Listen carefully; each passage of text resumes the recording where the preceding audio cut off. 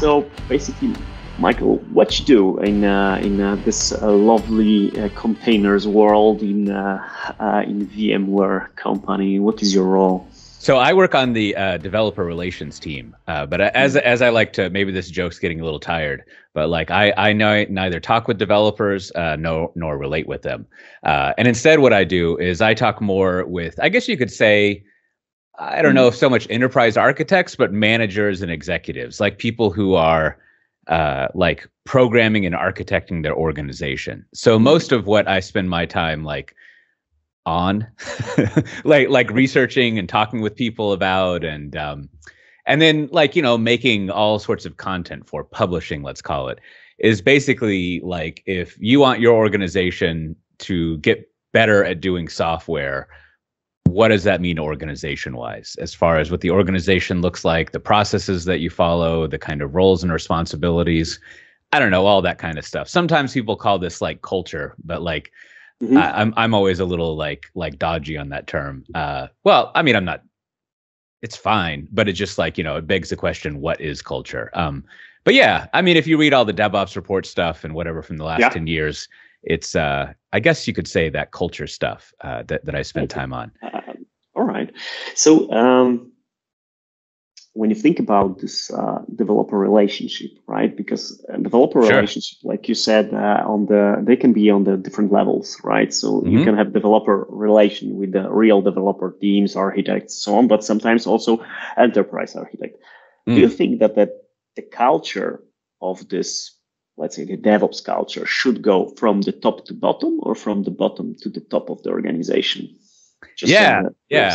I mean, I always detest the all of the above answer, but I think I think it is all of the above, with a third addition that I think is interesting to contemplate, which is kind of like the middle, right?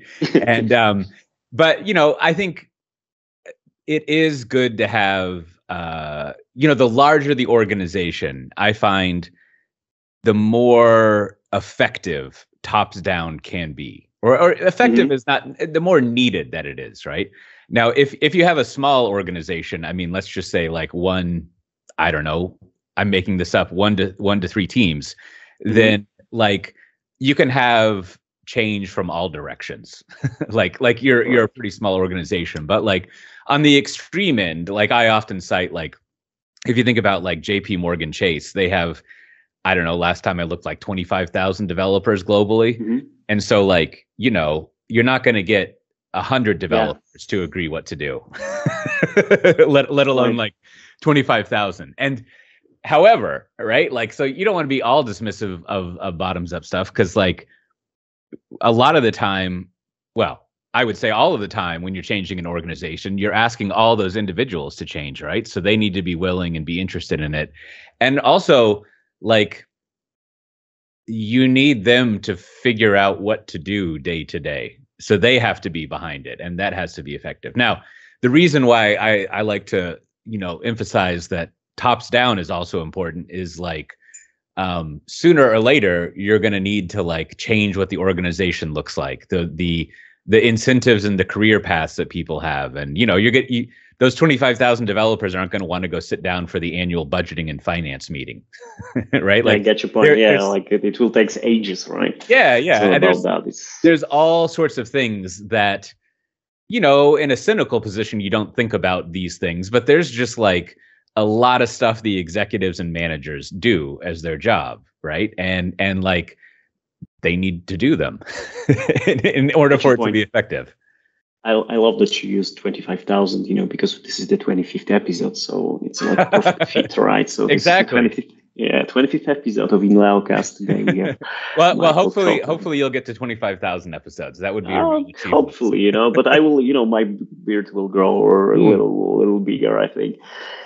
So today we'd ask Michael Coté. My name is Maciej. I'm running the podcast over last years, and we talk generally about case studies here. So we think about technology and how to use this technology in your infrastructure, in your organization. Depends, on what level it's something important to be changed, right, by this technology. Yeah. So because the VMware is in the air, right? So what is Tanzu? Could you say to our listeners a little bit, just a brief explanation? What is it? Yeah. And I know this is super hard to say it, like an elevator pitch, but yeah, if you can sure. do in a couple words. Yeah. Well, I mean, I think briefly, Tanzu is like the name we apply to most all of the stuff we have in VMware that helps out your application developer stack. So if you're an organization that writes and runs your own software, that's what the Tanzu suite handles. So there's your very small explanation. Now, I love it. So that is a question following, right? So the question is, why do we need Tanzu if there is Kubernetes? Like a pure one, like open source, like this native one, vanilla. Sure. Yeah. So like Kubernetes is just one part of the overall stack, right? So looking at Kubernetes itself, the reason why, let me just talk on it generally, right? Like the reason why you need a Kubernetes distro, although that's not really the terminology people use, but whether you need a distro for running it on your own or you want to run it in a public cloud, someone's running it for you, it's the same reasons you want like a Linux distro or whatever. It's just like you could like build and run and configure and kind of learn how to do all this stuff on your own. And some people do. Like I think I'm not really sure, but if you're not really supposed to cite people who aren't your customers when you're a vendor, but like the Chick-fil-A people in the States, they're a fried chicken restaurant. They gave a recent overview of how they do Kubernetes stuff. They might like license it from someone, but in reading through what they do, and if you look at like what our customers do, like they got other stuff to do than take care of Kubernetes. And like, the other thing is that like, I'm no longer astonished, but over the past 5 years, I have another podcast that I do, Software Defined Talk, and we cover Kubernetes here to here, week to week. And there's an ongoing joke that like, not each week, but we would often discover that there was something that Kubernetes didn't do that I assumed it did, right? Because if you kind of read about how great Kubernetes is, it seems to basically be like a fully functional, complete cloud platform for everything, right? So we would come across new things like service meshes and all sorts of things. And I would always ask like, but why do you need this? And it was because Kubernetes doesn't do it. So, which is fine, right? Kubernetes is like this core way of packaging up and deploying and running and doing the kind of ongoing, making sure it works stuff in production for applications for your software. And then also like, there's an implicit like architecture for the applications that comes with it, the way that things are configured and it's connect up. So, it's great in that respect, but it's not really Kubernetes is, to personify it, responsibility to do like extensive monitoring and management, right? So we have things like Tanzu Mission Control and other things that you can use to monitor and manage it, or provide all of the catalog of services and things that developers and other people would want to use, right? So we have a catalog that does that. And, there's and then, the way that you enforce security and governance. And then one thing that's like hard to capture is like, let's call it like the way of using it. so like, the way you configure things, the way you govern it, like all these sorts of things is also not like, it's something that you bring to what Kubernetes does. So once you start to think about, and again, just think analogously to any platform you would use to run an application, right? Like it's a whole bunch of stuff. And so one, you need all those extra things. And then two, curating or coming up with what that bundle is quite a bit of work.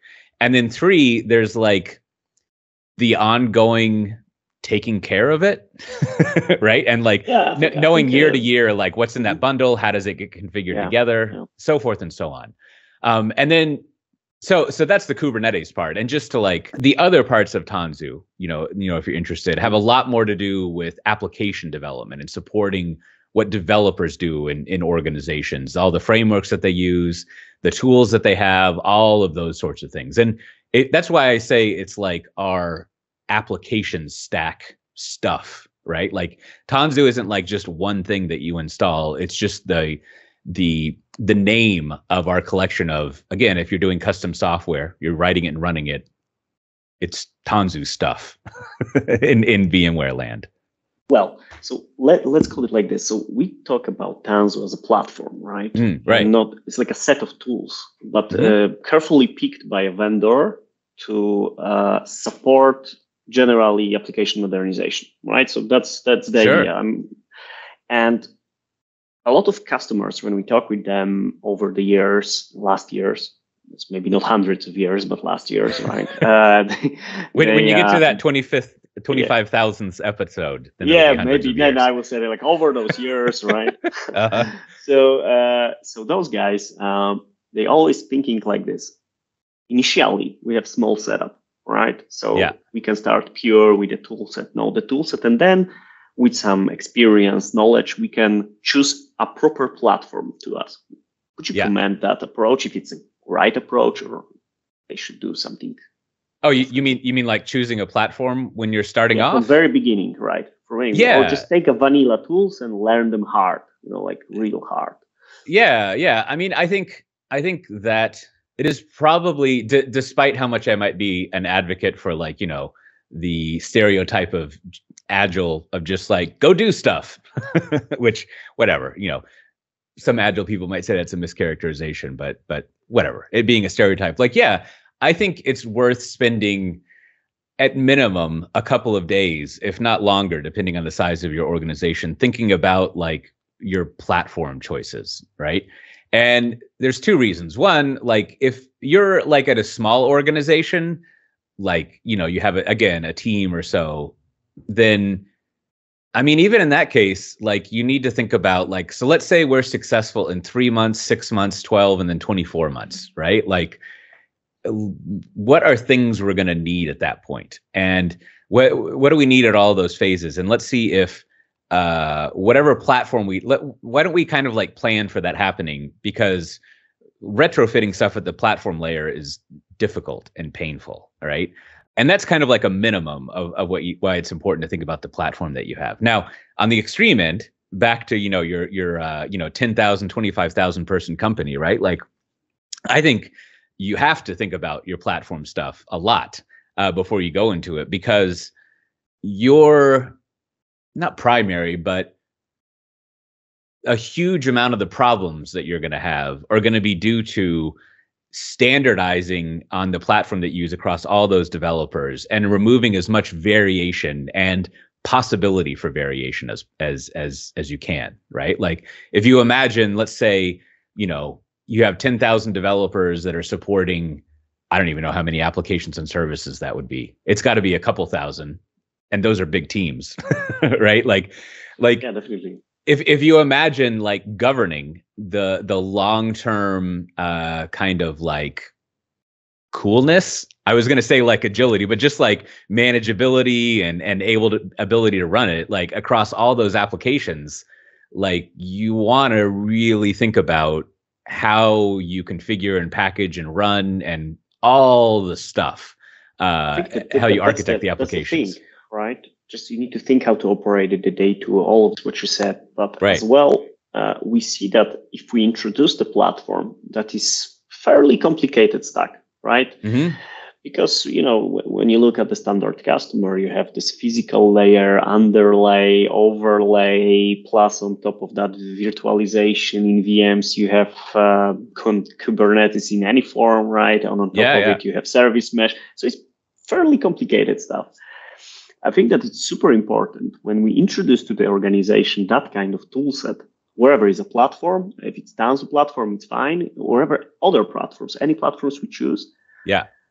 There is a need to introduce this platform to the teams, because it's like giving them,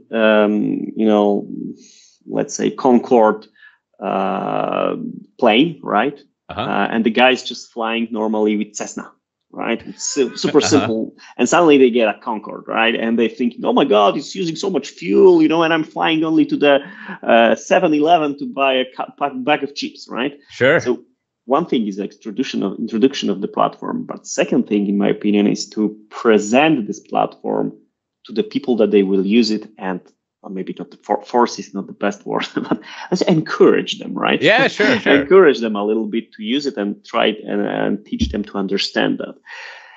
So when you, in your journey, when you introduce those platforms to those big teams, how much time it's taking from, let's say, presenting the tool, aligning with the tech teams, or backend tech teams to fully use it by organization? It's a long process or a short process? Yeah. So I think, what you're pointing out is this is an area that have gotten really interested in, which is, I don't know. I like to come up with cheesy ways of thinking of things. Like, it's basically marketing, right? Like, you need to market the platform. And as you were kind of, laughing about, you're sort of forcing people to use it, or not that you're sort of forcing people to use it. You're forcing people to use it, but you're sort of not talking about that. Right?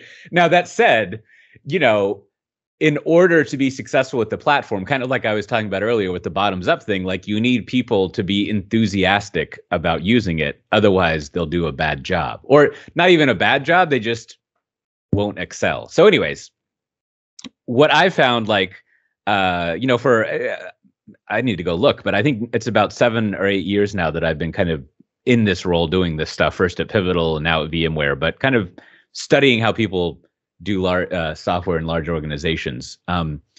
Is one of the more successful ways to do it is to start small.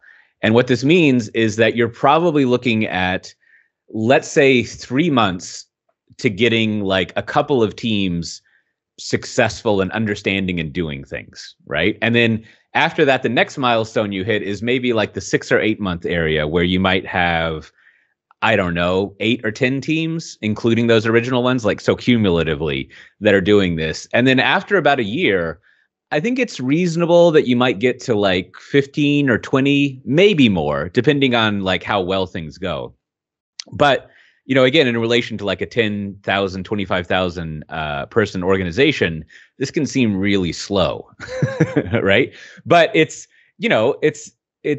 validating what you were saying is, well, yeah, it's hard, right? And it's complicated. And I think long term, what I've noticed is that one of the more important things is to manage failure, right? So in contrast to taking a slow time, if you just sort of take a month or so and send everyone in the organization to training and tell everyone in the team that we're going to have 75 or 60% of things switched over by the end of the fiscal year or whatever year. If you think about it, you're asking hundreds of teams in parallel to figure out a completely new infrastructure stack, to figure out a new way of operating, a new way of doing software. Also, not only writing new applications, but changing and modernizing their existing applications. And so you have hundreds of possibilities of failure in many different ways that then you're going to have to disentangle at the end. So instead, what I always recommend, because it's what I've seen happen, is that you start with one team with this complicated stack, and then you go to 2 teams and 3 teams, right? And what you're doing is you're learning what that stack is, not only how to use the stack, but what the good stack is for you, right? And if you're conscious of, and humble is the wrong word, because it's the right way to go about doing things. If you are realistic about the fact that you're learning as you go, then I think after that 6 months, after that 12 months, you're going to control that risk of failure a lot more, because you know better what you're doing. And I think what I tell people is after a year, you're going to have done a lot less than you think you will have done, which will be great, because you'll be a lot smarter than if you had done more in a year. All right, but when you think about ready-to-use platforms instead of vanilla solutions put it together, so the learning curve for sure is easier for platforms, right? But is it deeper? If it's easier to introduce something that you deeply understand because you need to understand it because you configure it all, or it's easier to introduce it, or less challenging to introduce the platform to the organization when you have ecosystem around it? How you think about it? Yeah. I mean, I think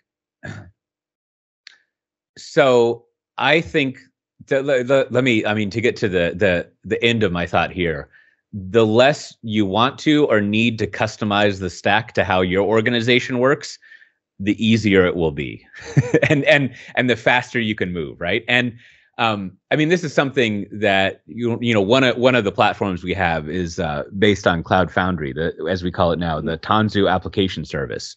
And this is something that we had, kind of like before Kubernetes came to sort of dominate the container space. And lots of people still use it now to effect, and they like it. But that's an example of there is not much ability to customize things when you use Cloud Foundry, when you use the Tanzu application service. And what happens there is that, yes, very rapidly, like people can start developing because it's all integrated there, right? If you imagine using a platform as a service, part of it is that you don't have a lot of choices, right? Like, so what you have is a big simplification, a big standardization with, as you were saying, an ecosystem around it. So, for example, if you look at the Kubernetes way of doing the Tanzu stack, right, where you build on top of Tanzu Kubernetes, Tanzu for Kubernetes operations, and the Tanzu application platform, and then on top, if you're using the Spring framework, if you're doing Java applications and you're writing Spring Boot apps, like there is an out-of-the-box way to do all of that, that you can start doing things rapidly. But it's been my experience that the larger the organization, for better or worse, hopefully for better, people really want to customize and tinker with things, right? Like they have, just to choose like a one that seems to come up all the time, everyone has their own exciting way to do certificate management. Right? Yeah. And so and key management. Oh my God. Right. And then secrets, yeah. Yeah. And then if you're running our stuff, you can run our stuff on like public or private cloud or whatever, right? Like depending on what you want to do and how much you want to customize it, that's another thing that has customization. Like, if depending on how you want to do your build pipelines and the way you want to add security in there, right? Like all of these things, you can start with great templates and defaults that are, again, supported by like an ecosystem around there. But as you start to customize things more and more, that's where you introduce more time to get to what you wanted. That's sorry, just a little bit here to add. So when you think about it, sometimes it's easier to change your organization to align to the platform than tweak all of these small bits and pieces together, to create a behemoth that is really hard to operate. Right? Yeah. No, that is. What you think about it? That is an interesting point that I ponder every now and then. This is how exciting my life is that I sit around pondering these things. But like when I was a young programmer way back when, right? You were taught that you don't let the tools change you. Like, you fit the tools to the job. But like, as I've gotten older and talk with more and more people, I kind of agree with you more, is that you figure out what tools you're going to use and you almost fit the organization to what the tools make possible. Right. And, there's another angle that's kind of has come up. I used to work at RedMonk as an analyst there. And one of the analysts there, Stephen O'Grady, wrote this up recently, that there's this phrase that development organizations tend to ship their organization, right? Which is, a variation on Conway's law that, which is essentially that the architecture of your application will match the communication channels in your organization or your org structure, to simplify it, right? And so I think there's these two competing things that not competing, but these things to be aware of, is that your organization is going to need to change according to the tools that you use, because the tools tend to be built to benefit certain organization structures and not benefit others. But then also you need to think about what is the software that we're shipping and how do we need to change the organization to match that outcome, right? And sorry, I used the word outcome there. It's very business talk. To match that desire that we have. And so, I think, and that gets back to kind of like the other reason why it takes a long time, and a lot of what I study is that not only does taking a year to get a lot less done than you think you should, and also trying to standardize and remove as much variation as possible. But the other thing why it's important to be up for learning and experimenting with what's going on is that, kind of as I alluded to, also you're going to be refactoring is a fun word to use, but you're going to be reprogramming and rewriting the organization itself, hopefully, right? And hopefully, exactly. Right, and that's also why from kind of like, I don't know how you want to think about it, but kind of the enterprise architect to the low level executive to the high level executive, like they need to think about their role as being programmers of the organization, right? So in the same way that a good programmer will kind of come up with the theory, write software to test that theory, observe if it solves a user's problem, and go through that cycle. Like executives, and I use that term very loosely, right? The people who are the programmers of the organization, they need to go through that same loop, because just as with the platform, as you were rightly pointing out earlier, right? When it comes to people and processes, there's a very, very well proven out documented ecosystem and understanding of how you do it. But I'm sure you encounter this, like it's the same as introducing technologies into an organization.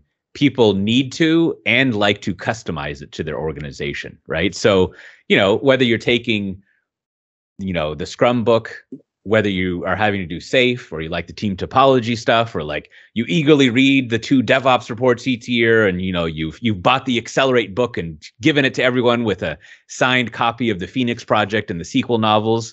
Like what you'll find is that within your organization, you need to customize those technologies, those thought technologies, to steal a phrase. And that's where the executive role becomes very important, because their job is now to do that, right? That is their product to start thinking about. I'm thinking like when you enter into this world of new platforms, let's say a new containerization platform, that you go beyond your VM deployments, right? And you start to use the modern apps platforms, wherever it's in your, let's say, data center or in the cloud. You need to, as an organization, or you should start to think about the user as not only the end user, right? So there are many users of your platform, so many layers, and how you can give us a tip to our listeners, what kind of how we can make our organization understand the model that we want to present to them, or like align to this model, right, on this all levels. Because like you said, we have executives, let's call it, we have architects on different levels, so more solution, more enterprise, we have system admins, right, we have DevOps guys, wherever that means, right? And we have the developers, right? So in this stack, who is the end user?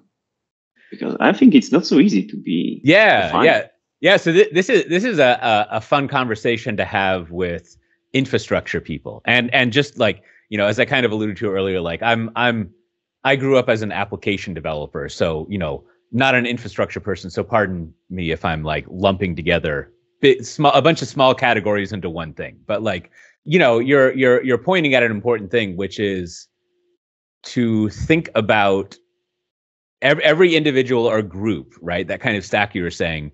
It's important for them to think about who their customers are, right? To put it in a commercial way, who their users are, whatever, right? Like there's the term stakeholder, but stakeholder usually means like your ancillary concerns like security and governance and things like that, which is fine. But I'll use the word customer, right? And so let's go back to infrastructure people. So, working at VMware, I frequently find myself in a conversation with, I mean, the one I think about most frequently, there was like 12 people who were at various infrastructure roles at a big bank.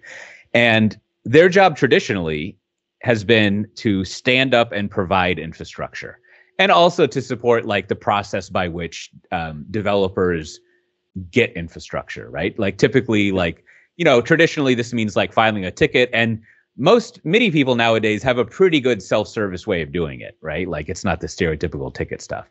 So, but in that view, right, their customer is a developer, but they're not doing all they can to help developers out, right? Like, which I think historically has been fine, because the infrastructure people haven't been able to easily and affordably do that, right? Like it took all of the effort of infrastructure people to just get VMs and now containers and Kubernetes clusters to developers.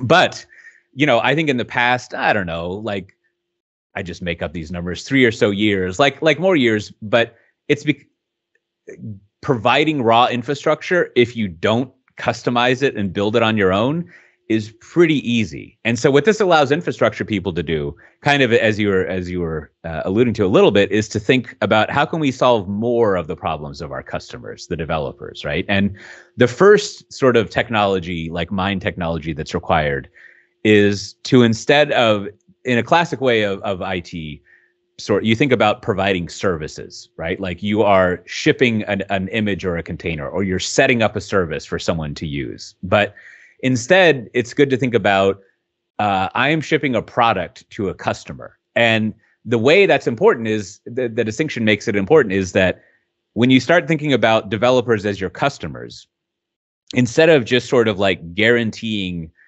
that your service is good and you've provided them what you want, what they need, instead you start thinking about, how can I solve more problems for the customers, right? Like how can I make their experience better? So what this means is that once you've solved the infrastructure problem, you start looking at all the things end to end that developers do to get the software out the door. They don't really get it out of door anymore, but to get it into production. And if you're kind of product managing this platform, you start to find basically, the bottlenecks, the things that take a long time, or the things that have low quality, right? And very frequently what this amounts to, just to give one example, is like the whole build process usually takes a long time, right? Like within the development team, there's probably a lot of local optimization, and the developers can probably do everything on their laptop more or less. But then once you hand it off to the rest of their process, it probably takes a long time, right? So, that's an example of like the infrastructure people can start like thinking about, well, how would I fix that?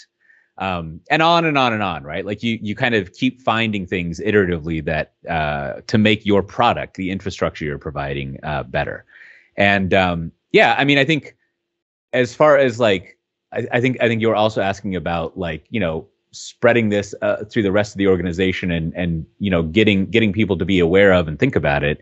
I mean, I think there's two things, like, and it kind of goes back to the marketing I was talking about. Like, another reason why it's beneficial to start small with just a handful of teams is that very purposely up front, and again, this is a role that I think executives need to take, is you're building up your case studies, your proof that things work, your stories about a new way of working, so that not only you can explain and kind of train to the rest of the organization as you kind of roll this out, but that you can build trust that it works, right? Because you'll have all sorts of vendors like us and our competitors coming in to tell you that like we've got the best idea and you should do things our way. And then you have also all the people who do stuff on their own on the internet. And then also internally, you've got a lot of voices saying, this is the way that we should run IT, and this is the way that our organization should look. And ultimately, like, you need to build up your own proof and your own trust of how things are going that works in your organization, and start to market that more and more. But I think I've derailed your question with my talking here. No. I will just come back here. A little thing. So you said on the very beginning of our conversation that this change needs to happen in the middle. So it's like a continuation right now of this thought that, okay, you cannot start from the infrastructure. You cannot start from the executive level. You cannot start from architecture. You just need to start somewhere in the middle, because I understand to choose platform like this to modern all the processes in the company in the end, right? In the end, if you will refactor them, they will be remodeled, right? And to change organization, to choose a proper tool, you need to have very wide scope and very wide view. And so who is the person, or who should be the person who will make the decision? About the tool to use, so just broadly put. Well, first of all, it's an intriguing like thought exercise that you need to start at the middle that you brought up there. I'll have to think about that. I don't think anyone ever says that, but thinking through it, like there is a common pattern that happens where there will be, as we would say, like a champion, like a fairly high level executive who has been given the mission, from all the way to the CEO or the director or whatever, and the board to like make things better. Right? Like, yeah, he's a stakeholder basically. Right. Yeah. Like do the digital transformation. Right. And Woo. what I've seen happen frequently is that executive, that champion, will kind of go down somewhere in the middle and pick a project or two and say, all right, we're going to do this one project in a new way, right? And see how that goes, right? And this is the team that over that 6 or 12 months, we're going to expand from here how we're doing things. Like we have one example from a while back that comes to mind where T-Mobile USA, like they wanted to start doing things in a new way, and they found the one team that does like this one service call to see, if I remember correctly, how much usage each customer had per month, right? Which is pretty important as far as a business. Billing. Right? Like think about billing. Right.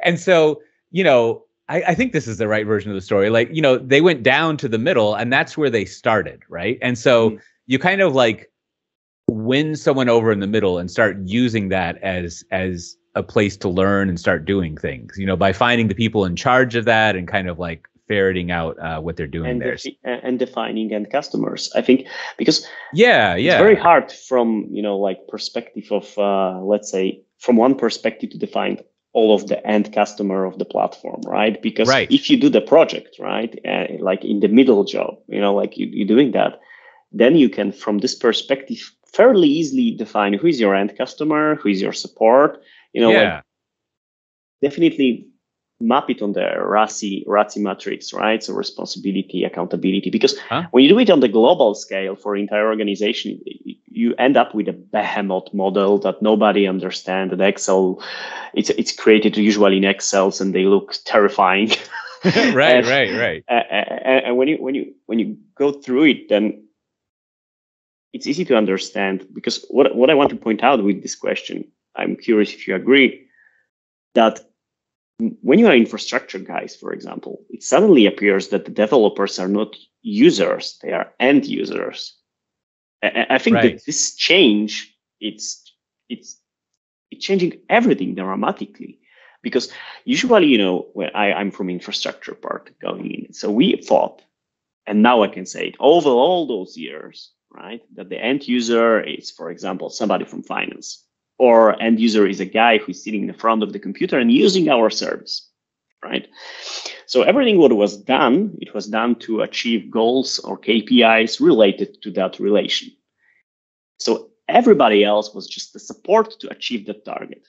And then, over those years it changed, and we start to think that, okay, we have as well end users inside the organization. And those users are equally important because they bring intellectual property, they build stuff. So maybe we're not supposed to think about them as, just simple users, right? That they have lower permissions, whatever. Yeah, no, I like the way you're putting that, right? Like it's to make a distinction between a user and an end user, right? And then also, I think an important phrase you said there is that they are equally important, right? Because I think to agree with you by like explaining it, adding on some explanation, right? Like I think it's kind of like attractive to, no matter where you are in the stack, to talk about, I am doing this work for the end user customer, right? Like there's the anecdotal thing that, like, when I forget who it was, but when some U.S. president asked a janitor at NASA like what their job was, it was like to get to the moon, which is like, yes, that's your job, goal, right? Right. But then the more detailed answer is exactly what you're saying, is like, and to do that, there are multiple layers of end users that I go through, right? Like, so I have end users here who, like, need a clean, organized area or whatever. I'm going to drop the janitor analogy because I don't actually know what janitors, I'm not a janitorial expert, but like, I think going to the infrastructure people, that's right, is, it's almost like there's an ordering of the customers that matter. And their first customer are these developers, right? And they hope indirectly to affect like the actual customer of the business or the citizen working with the agency or whatever. But like, I think there is a significant shift that comes when you are worried about making the developers successful instead of just giving them the tools that they asked for or that the organization told you. Exactly, that somebody told you. I think it's very important what you said, that why the platform, it's way better than the set of tools, in my opinion. It's because you have time to manage real value, not to manage the, like fires happening all over, right? Because you have no support, you have only yourself, and you're usually people who are doing that, they are super smart, but very often they don't respect their own free time and let's say well-being, right? So they will do everything for the company. It's like amazing, but sometimes it's like auto-destructive as well, both for the company and for those guys, right? And I think that's why I'm moving around this platform, because it's very important what you said, in my opinion, that when you have a decent platform, you have space in your mind to think how to use it instead of repair it or extend it or wherever, you just get it and you understand that this is the form, right? We're moving inside this form. And I'm agree with you that the shift is happening because till I know a couple of years ago, we could do wherever we want and everything was accepted by the business, by the end users, wherever. But right now, when the cloud was introduced 10 years ago, let's say it was more generally available, we understood that the service can have borders, right? So the form, because in cloud, public cloud, you cannot use like how you want to use it. No, you can use it only how it's designed, right? Yeah. And I think that this mindset is moving slowly into the on-prem layer or hybrid cloud layer or multi-cloud layer. We can call it whatever we want, right? But we start to understand as end users, as well as the creators and operation guys, that this tool is working this way. So not try to take power tools, and hit the nail, right, with the power tool. No, you just screw it, right? Exactly. So it's simple. And my question here, with your experience, the shift is happening during the process of introduction of new platform, or it needs to happen before that to have a success? That's an interesting question. I mean, I think, I mean, first of all, like what you're just going over there is I agree. Like, and so you do it before, like, I don't know, I'm gonna fall back so that, no one wants dead time in a podcast. No worries. I'm gonna fall back on like a default answer that I would have here and kind of explore that. And that is that I think that tools are incredibly important, right? The technology you choose to use is very, very important to how you go about doing things. And so I think, that said, I think there's a mindset shift that you are highlighting that I really liked, that I haven't thought about this way exactly, that you have to go through. And that is that probably forever, but at least for a long time, the infrastructure people need to think about freeing up their time, right? And they almost need to think, if we are spending a lot of time, as people would say, you were saying, firefighting, right? Like, and just like, there's one view of like the classic Star Trek stuff that Scotty was a terrible engineer, right? Because everything was always breaking and he always had to go fix it, right? And so like, clearly this was before there was the idea of like systems thinking, where it's like, we need to figure out how to not have the ship breaking every episode, right? And so like, nice. Exactly. Now, it wasn't always his fault, but whatever. But the infrastructure people should take some time to think about, we need to free up our time to work on this platform, right? And I think getting to that point, I mean, this was like first kind of surfaced as an idea in a major way back in like 2007 or so, when the Chef and Puppet days. There's this great O'Reilly article about the difference between successful online companies at the time and other ones was that they had automated a lot of their infrastructure, so it took them a smaller amount of time to deploy their software. And that's kind of the mindset shift that I think you need to get to first, is that we want to automate as much as possible because we don't want to spend a lot of time on, just as site reliability engineering people would say, toil, right? Mm-hmm. And so I think what that guides the way you think about the next step, which is tooling, right? And so instead of thinking about tooling as like, is this the toolbox we infrastructure people need to build the infrastructure that we want? Instead, you think about what tooling and ways of operating it can we get that will free up as much of our time as possible, right? And, it's fair to say that as a vendor who wants to sell you this kind of stuff, I'm biased here, but whatever. I don't think that makes my claim here incorrect, is that encourages you more and more to just get pre-configured integrated stuff instead of building from a bag of parts on your own, right? And so that's why I start from the middle. Right.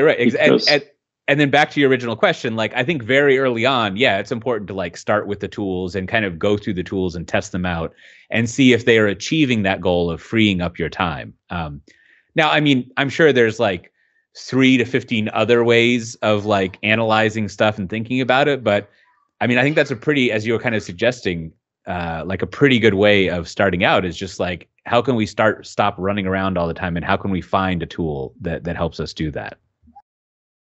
Well, coming back to this idea of starting in the middle with the decision on what platform we will choose, or we go pure open source, or we go for a platform as a service at public cloud, or we invest, for example, in Tanzu, in all of this setup.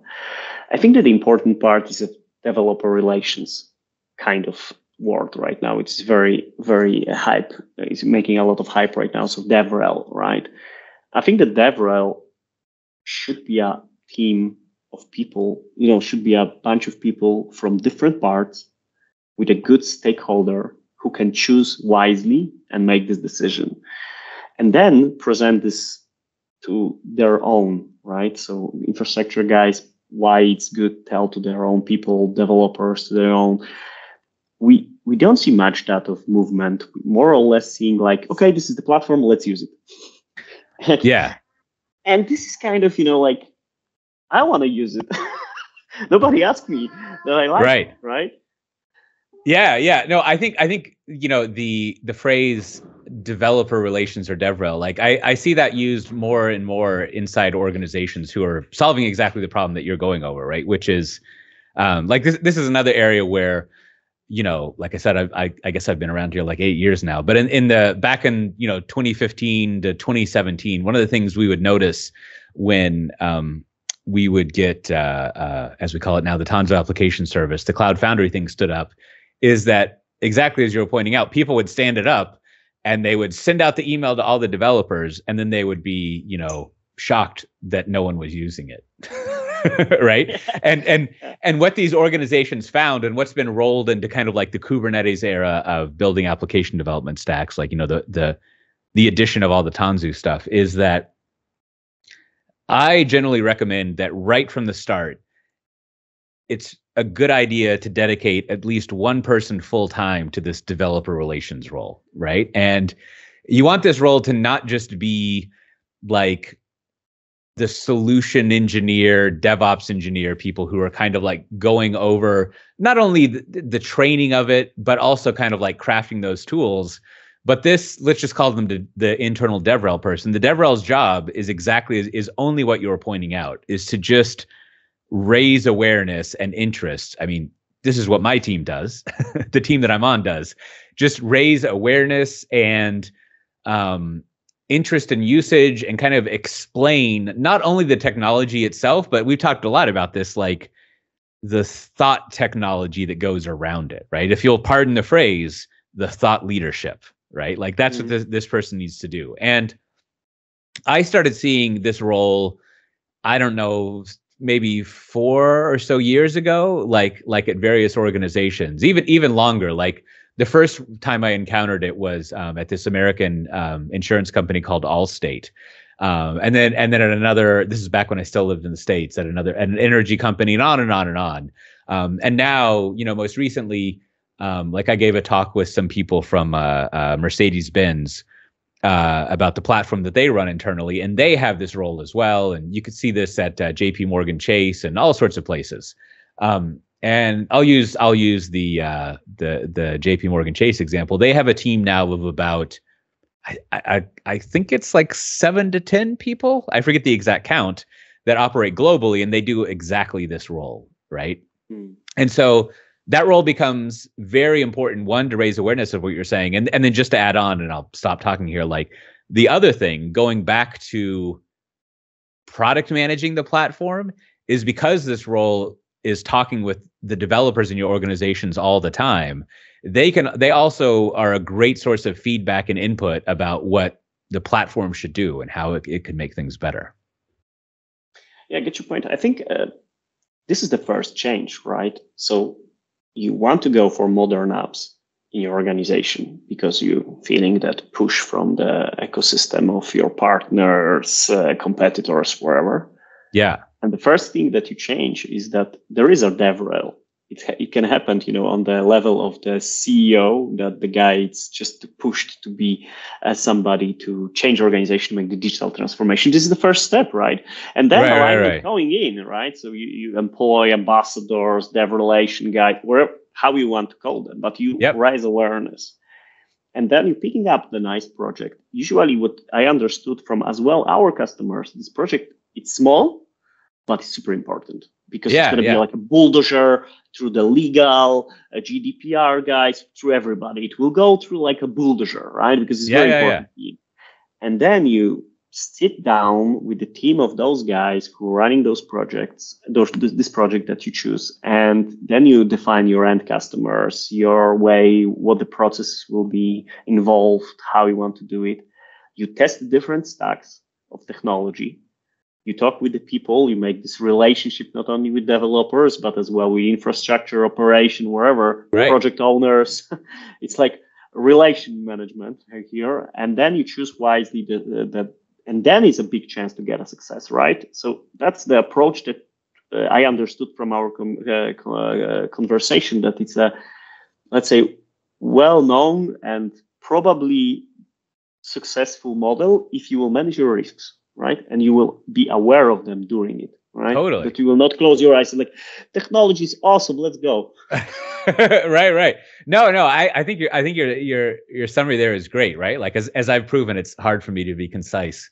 But I think, you brought together several things there. One is like really being a learning organization, which is like such a phrase that's lasted so long, that's like, been read in, so many airport books and not done successfully, that it's easy to kind of dismiss it. But, a lot of what you're describing there is, to put it in like a corny way, is like, no one really knows what they're doing. And so like, however, you can learn what you're doing.